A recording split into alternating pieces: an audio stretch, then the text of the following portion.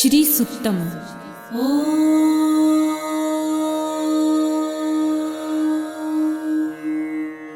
हिरण्यवर्णां हरिणीं सुवर्णरजतस्रजां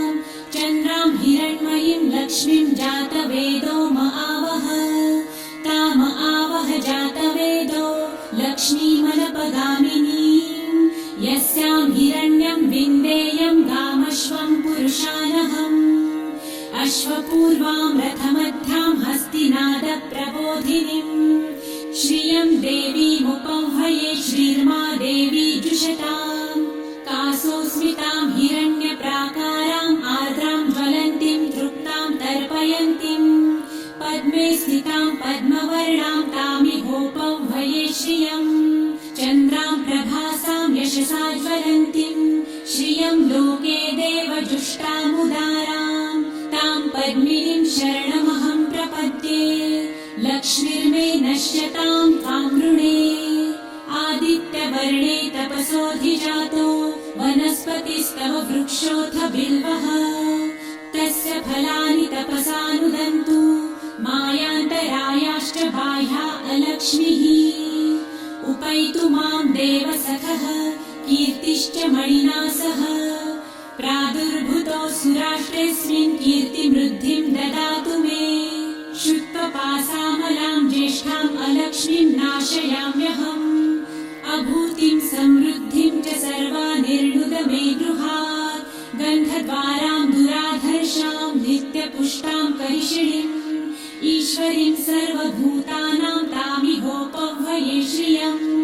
मनसः काममाकुतिं वाचः सत्यमशीमहि पशूनां रूपमन्नस्य मयि श्रेयतां यशः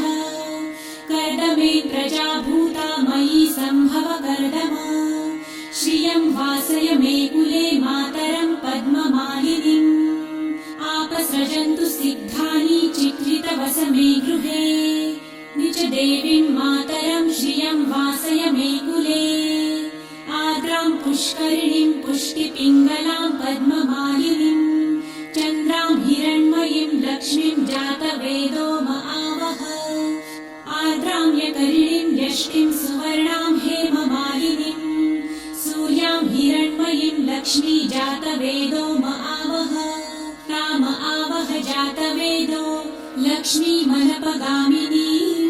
यस्यां हिरण्यं प्रभुतं गावो दासोऽश्वान् विन्देयं पुरुषानहम् यः शुचिः प्रयतो भूत्वा जिहुयादाजमन्वहम् सूक्तं पञ्चदशर्च च श्रीकामः सततं जपेत् पद्मानने पद्म उरु पद्माक्षी पद्मसम्भवे तन्मे भजसि पद्मक्षी येन सौख्यं लभाम्यहम् अश्वदायै गोदायै धनदायै महाधने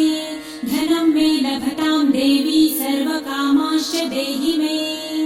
पद्मानने पद्मविपत्रे पद्मप्रिये पद्मदलायताक्षी विश्वप्रिये विष्णुमनोनुकूले त्वत्पादपद्मं मयि सन्निधस्त्वम्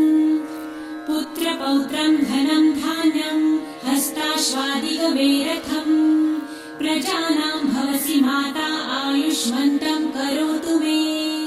धनमग्निर्धनं वायुर्धनं सूर्यो धनं वसु धनमिन्द्रो बृहस्पतिर्वरुणं धनमस्तु मे वैनतेय सोमं पिबतु वृतः सोमं धनस्य सोमिनो मह्यं ददातु सोमिनः न क्रोधो न च मात्सर्य न लोभो नाशुभामतिः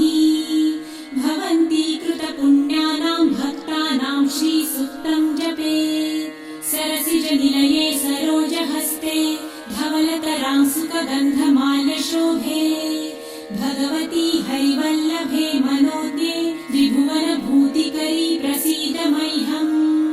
विष्णुपत्नीं क्षमां देवी माधवी माधवप्रियां